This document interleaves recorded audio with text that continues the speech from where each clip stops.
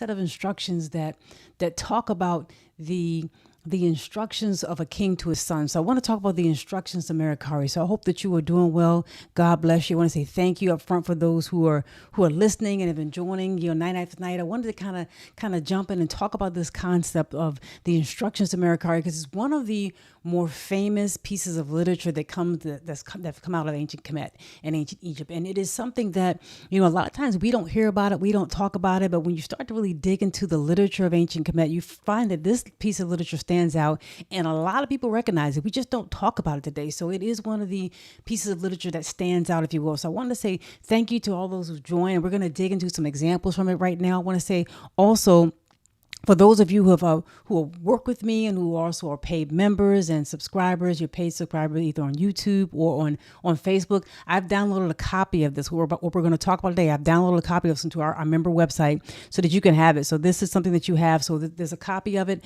that's available to you. So if you're on Facebook, you go to our subscriber page. You can find the information there. If you're on YouTube and you're one of our members, you go to our members tab and you'll see the information in terms of how you can get it and how to access that page, but it's there for you for free. Thank you so much for subscribing. Thank you for spending the $4.99 a month or the $9.99 a month, whichever level you're subscribing to. I very much appreciate it. You're helping me keep going, and you're helping this information to continue to come out there. So I want to come to you with things that you can read, not just that we talk about, the things that you can read and that you could look up and that you can share with your children. I mean, this is a set of literature, a piece of literature that is something that I think should be shared with young men, with young women, with people who are taking on responsibility. We can find information that can apply to us today, things that can help us today, if we can get that information from ancient Kemet and from ancient Kush. So I wanted to kind of share that with you. So this resource is available on the website for members and subscribers, paid members and subscribers. Thank you so much. I appreciate that. You can download it and take a look at it. But let's jump into this. Let's talk about the instructions of Merikare. And first, who was Merikare? When was this made? And then let's talk about what it exactly said, right? So Merikare was a person who lived in the first intermediate period. So if you're familiar, with ancient Kemetic history, you know that the Old Kingdom, you have the pre-dynastic period, you have the Old Kingdom, then you have a period of time where things kind of break down. You know that they're always talking about, throughout ancient Kemetic literature, Upper Kemet and Lower Kemet. And they oftentimes talk about, as we kind of pull something together, they oftentimes talk about how you join together the two lands. So there are periods of time in their more than 3,000 year history that the two lands separate again. First, it was a big deal that they came together, and that's what we consider the start of Kemet, even though there was already a culture there and there was already things they were doing before they became a political unit. But after the Old Kingdom was a period of time where the upper and the lower part of Kemet split apart. And there was a period of time of disunity between the two lands, if you will, the two major sides and two major factions. And this is called the first intermediate period. And this period is the period that preceded the Middle Kingdom. And as you know, King Neferkare, King Mentuhotep II is the person who was credited with, and I'll just kind of put up there, he's the person credited with who's starting the Middle Kingdom. He's the person who started the Middle Kingdom and is credited with bringing the upper and the lower part of Kemet back together again into one land for the Middle Kingdom. Well, during that intermediate period, they were still, handling their business. They were still passing on the kingship, still passing on their religion, still passing on their customs and their ways and their political daily ins and outs and things they were doing in the upper and the lower part of Kemet. And you find that in a lot of times you deal with the literature of ancient Kemet, even with King Pianki, who comes later on when the Kushite people take over Kemet, you find people still passing on their ideas, even though Kemet is separate. So that happened in this first intermediate period. So what time period was that? That's about 2100 BC. So about 2100 years before Christ, about 4,100 years ago. That's the time period for these instructions that we're about to go. That's the time period. And what it is, the setup for is really a set of instructions where a father gives these instructions to his son. So it is believed that it was a king. And they're not 100% sure which king, because like a lot of literature from ancient Kemet, some of it may have been written a while ago, a long time ago, but may have been copied down over time by scribes in later dynasties at later times. So some of the surviving copies of these instructions to Merikare that he gets from his father, we find them from the 18th dynasty, which is a part of the New Kingdom. And remember, this was written or attributed to the first intermediate period before the Middle Kingdom. So there's some time period from the time when we believe it was written, or when it's supposed to have been written, to when we see it copied down and preserved in the New Kingdom for various reasons, for instructional purposes, for scribe purposes, and that type of thing. So we're talking about 2100 BC or thereabouts.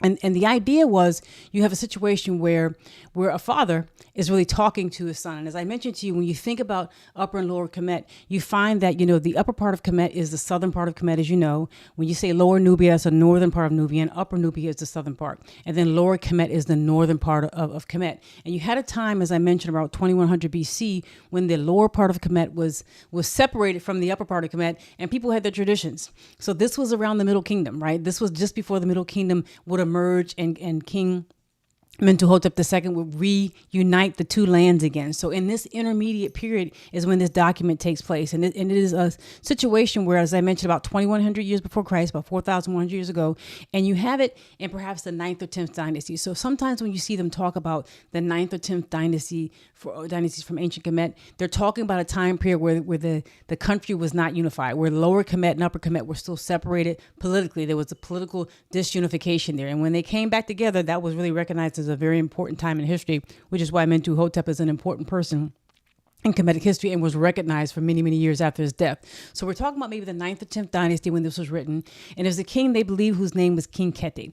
They're not 100% sure because there were several people in these dynasties whose name was Keti. So they're not sure exactly which Keti it was, but there's some thought around that. And he is giving some instructions to his son Merikare. And Merikare is going to become the new king. He's going to inherit a part of the throne, not all of Egypt, not all of Kemet, but the part that his father is controlling, he's going to inherit. So his father sits down to give him instructions, and it's attributed to his father. It may have been written by a scribe, but it's attributed to his father. His father sits down to give him a set of instructions as to how he is to take over the land and begin to rule the land in a way so that he doesn't have problems. It's really, it's talking about administrative. There's a lot of spiritual lessons there. There are a lot of moral lessons, and he kind of jumps right into it. And Keti is the king who we believe is giving these instructions. So he sits and he talks to his son, and that is, and he basically says, one of the things that jumps out at me when I see this, and this is actually a thing of a situation of a right there, but one of the things that jumps out at me as he talks about is he gives his son instructions, his son who would be king. So think about it if you have a son, or if you're a young person, or anybody, you're young or whatever matter, and you are about to take over maybe a company. Maybe one day you're going to be in charge of a big company, or you're going to be big in politics, or you're going to be in charge of a household, or in charge of a large estate, or in charge of, you could be a man or woman, you're taking over some type of big responsibility. Think about this and what kind of instructions you would take on if you're taking on responsibility, or if you're giving instructions to your son, your daughter, your child, your grandchild, and you want to say, what can I get from this that I can share with them? And as I mentioned, those who are members and subscribers, paid members and subscribers, you can get this and download this. It's on the site. You can get it and download and read it. But I'm going to talk a little bit about this today. One of the things he says that jumps out at me so significantly is that the tongue is the weapon of a king. That the tongue is the true weapon of a king. And he's talking about, you cannot solve every problem when you're managing a lot of people. When you have a whole country, right, that's under your control, you're managing a whole country. You cannot solve every problem by killing everybody. You can't just kill everybody. You can't just beat everybody. You can't just fight everybody. You're going to have to be persuasive. You're going to have the merit of your argument. And if you are a skilled speaker, if you are somebody who can speak the truth and can communicate well, you can have a weapon that is very hard to defeat. So he's telling his son to be able to command your mind, command your tongue, command your spirit so you can speak well, because that is your true weapon. And that's going to be what you're going to have to go to a lot of times when you have challenges as a king or as a ruler. And he says, when you think about it, people that you may have in your land who speak unjustly, who are not righteous, worry about them, understand, because they will cause problems. People who write unjustly, people who cause problems and division in your land, you're going to have to get on that. So he says a person who is an evil thinker a person who is an evil thinker is a troublemaker.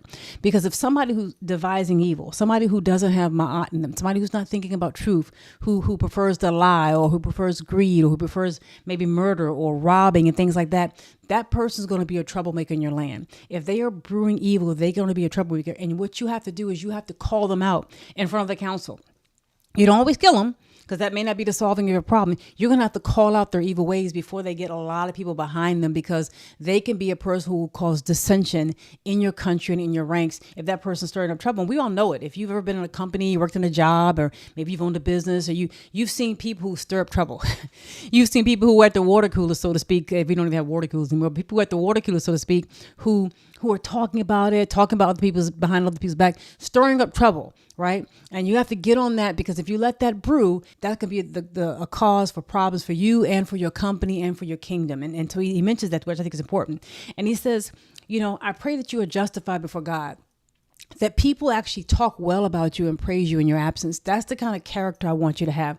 I want you to be the kind of person who people can talk about you and praise you in your absence, and that things that you do with your life carry on, your deeds carry on beyond you, even when you're not there, and people remember that and they know that about you.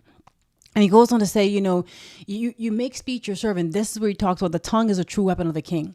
That if you are fighting battles, you're going to fight many battles. If you are just an adult, you don't even have to be a ruler of a land, right? If you're just an adult in this world, you're going to fight many battles. You're going to fight many battles that don't require fisticuffs, right? You're going to fight many battles that are mental, that are spiritual, that are emotional, that are people playing mind games with. You're going to fight many, many battles, and your true weapon, the only weapon you may have, is your tongue, is your ability to speak, to defend yourself, or to call that person out, or to say it in a just way. Because to speak in a way that's evil, or to speak in a way that's tearing somebody down and you're not on the right, is not going to help you. It's not going to give you the justice you need in order to be able to have God supporting you and to give you the outcome that you wanted in, if you're not right yourself. So you don't use speech to hurt people. You use speech in a just way, and it is a weapon. And people talk about the pen and paper being a weapon and being mightier than the sword. Well, your tongue is as well, when you can speak to the truth, and speak in ways that you have justice on your side. You're not just tearing someone down. So he also says, make sure that the words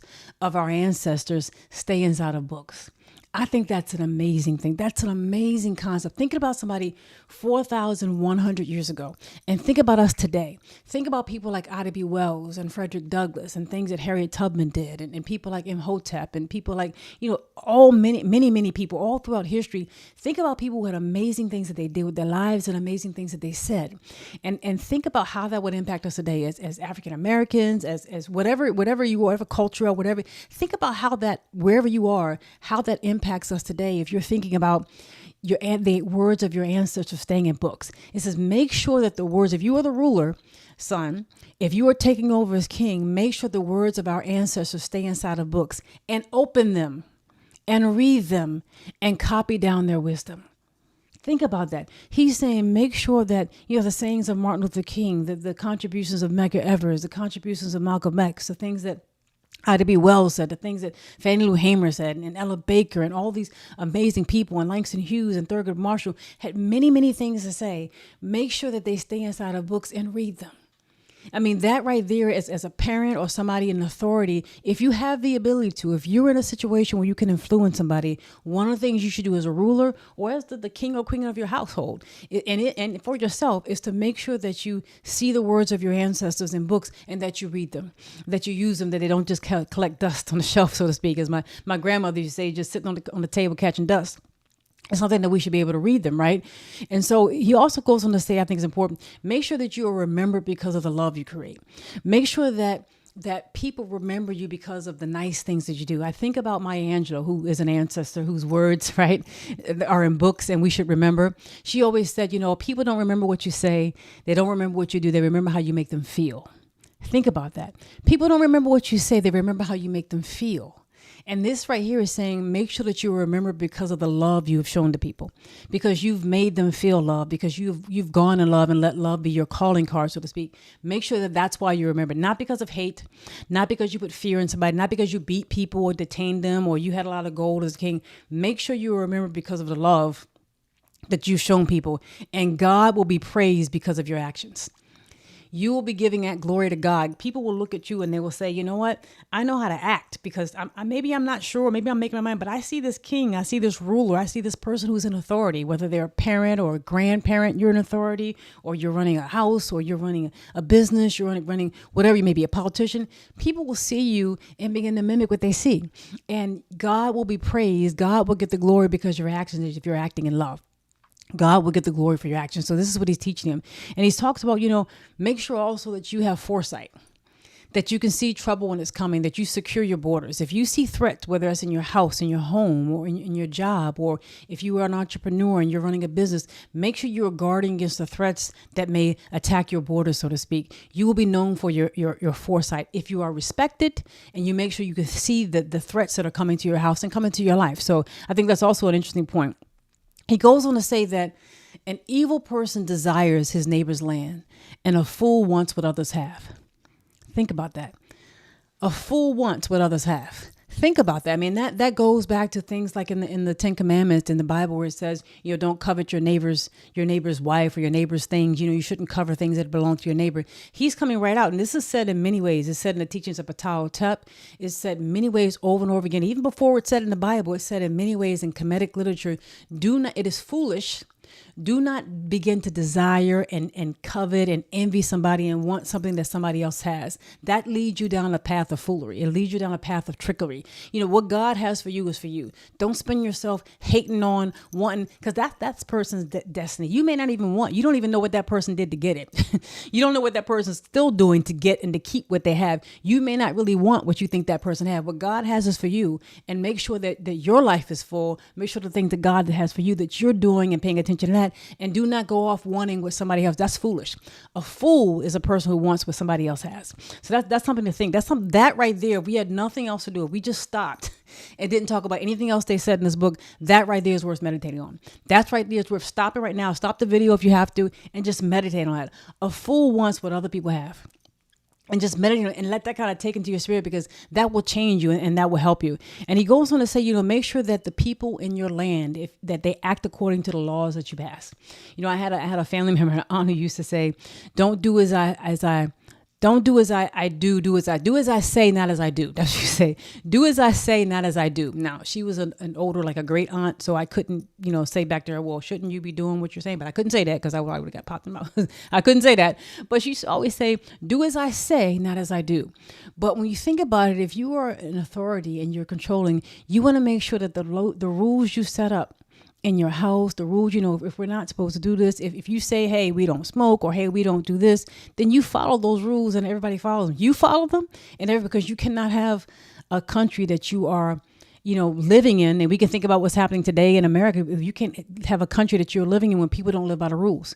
Whether you're the president, a former president, whether you're a Hollywood producer, whether you're some entertainer, whether I don't have $1 billion.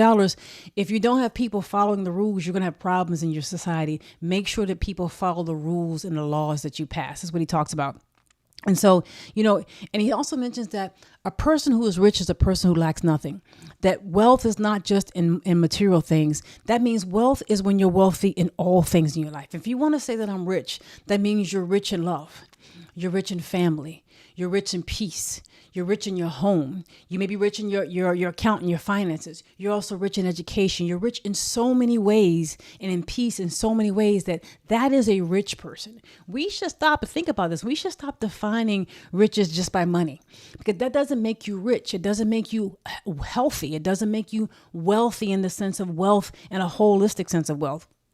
Having money doesn't do that. You can have a lot of people who have money who are not healthy, who are not living healthy lives, and are really not living rich lives. They may not have good relationships. Richness goes beyond material wealth. And so when you think about that, he's telling this king, his son, think about that. When somebody is rich, that's a person who really lacks nothing. They don't lack love. They have peace, they have education, they have peace in their home, their finances are taken care of, their relationship with God is taken care of. They have all these different aspects of their life where they're at peace and they are rich. That's a person who is rich. That's a person you should look at, who you should say, "Oh, that person has it together," because it's not just one aspect of their life that they have together. And he says, make sure you're a person who does not say, "I wish I had this," or a person who says, "I wish I had this," and starts to want other people's things and starts to want things.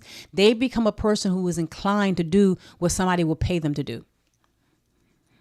That I just think that's just deep right there. If you have that kind of characteristics, you become a person who's kind of inclined to do what somebody will pay. They throw you some money, you do almost what they want because you want those things. Is to make sure that you guard against it. So he goes on to talk about speaking the truth in your house, and that to understand that when you live your life, that in the afterlife, the court that you will be judged in, the high court, that's why it's kind of like a capital there. The court will not be impressed with your length of your years. They're not going to be impressed if you have a lot of things to say. They're not going to say, you lived 110 years, so that makes you holy when you get judged. It's not by the length of your years, it's the quality of your deeds.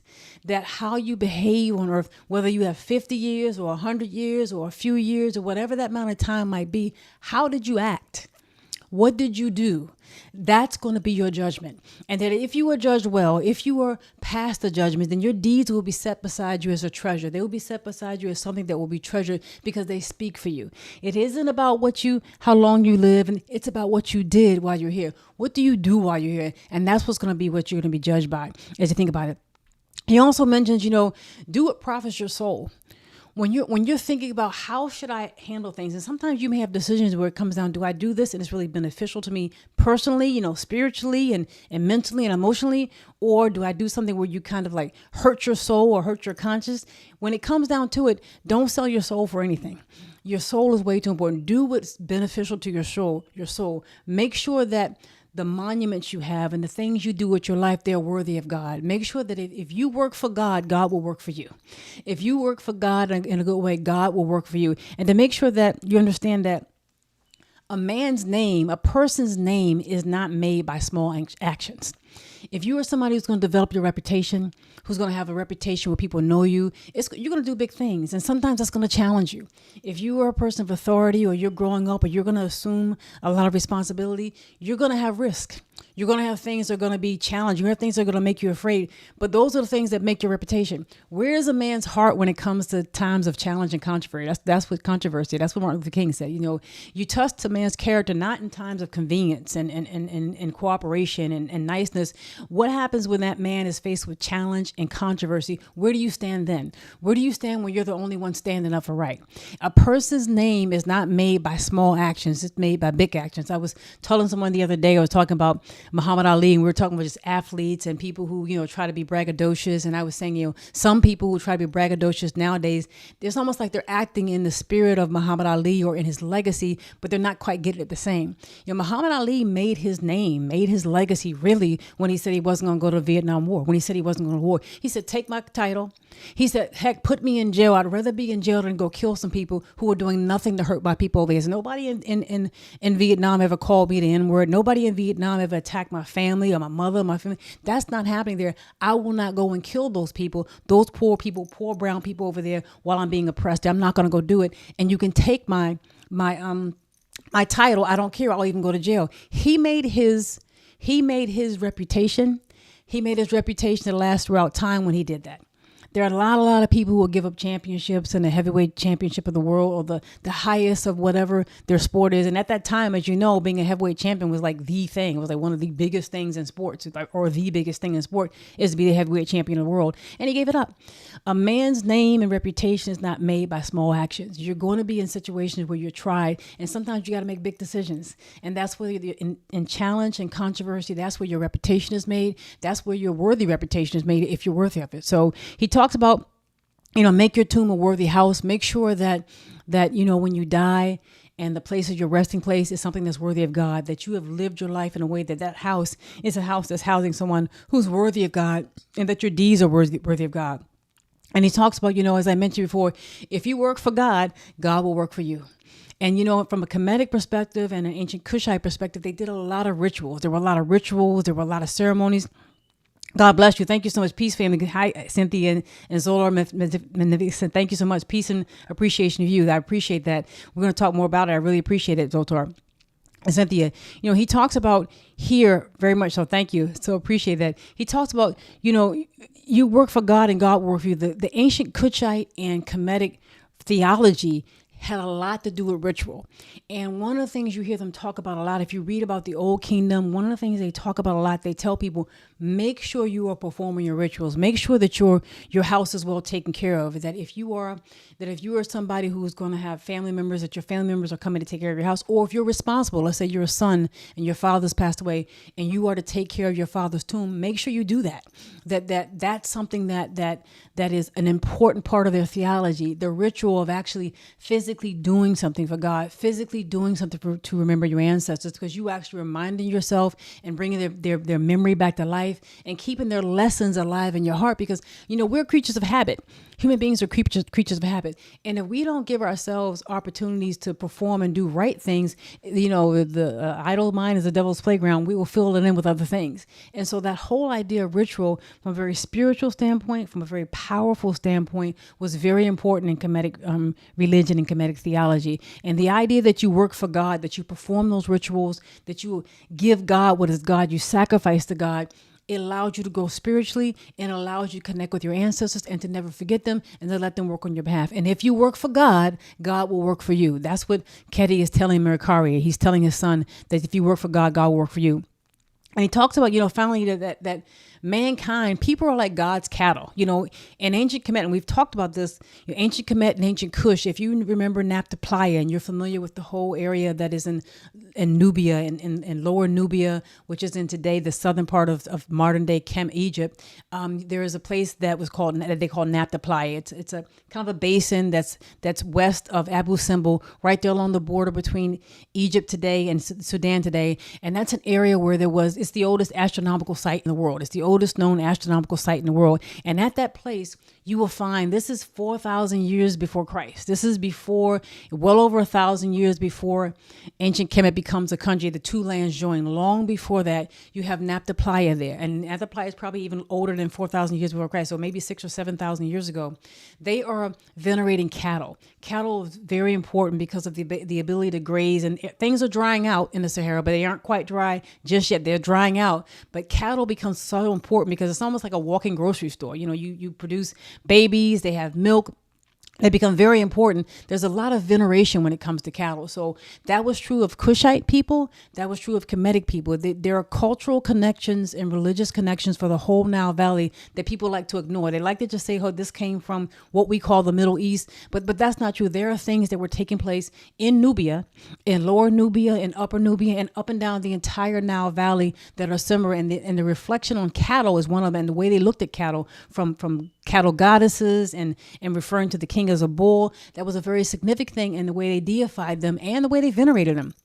In many instances was very important, burying them and even mummification and things of that nature. You find cattle buried and horses buried in ancient Kush long after Nabta Playa. You find in Nabta Playa 4,000 years before Christ, them burying cattle.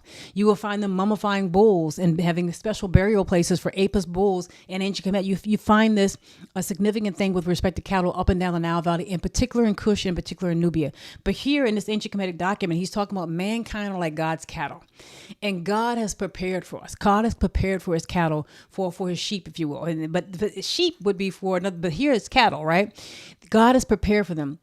And that the sky was made for us, that God has given us the ability to breathe. God has given us the breath of life. God has given the water for us to drink and the earth to provide things for. God has prepared for us, and that people are literally the reflections of God. People are made in God's image, and that you should always remember that we literally come from God's body. And it's not just saying that one person or a particular type of person or a particular group of people are God's people.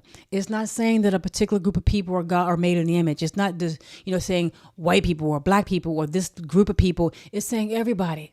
People are made in the image of God. Mankind is made, and God has provided the things that are necessary for us to live all around us. Nature is amazing, and that we should remember that.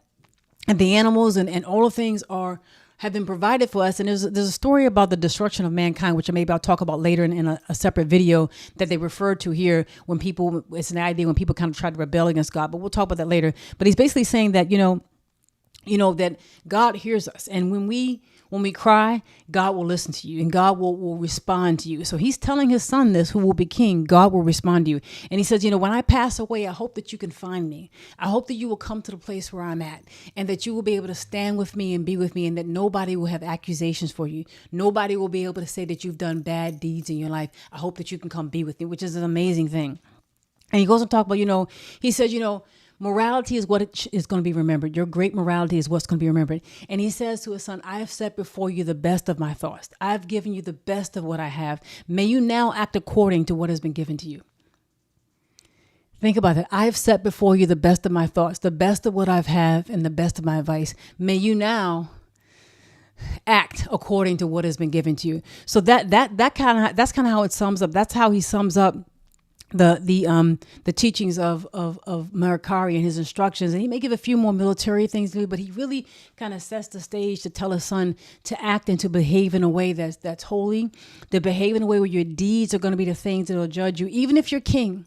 Even if you're an authority, even if you're a father or a mother and you're over your children, or you're over a land, or you're over a business, or wherever you think you are, whatever you are, even if you're a king, your deeds are going to be what judges you and judges you in the rest of your life. So I just wanted to share that. I look forward to your comments and what you have down below. Please share this with somebody and tell somebody about this. And I thank you so much for listening. God bless you.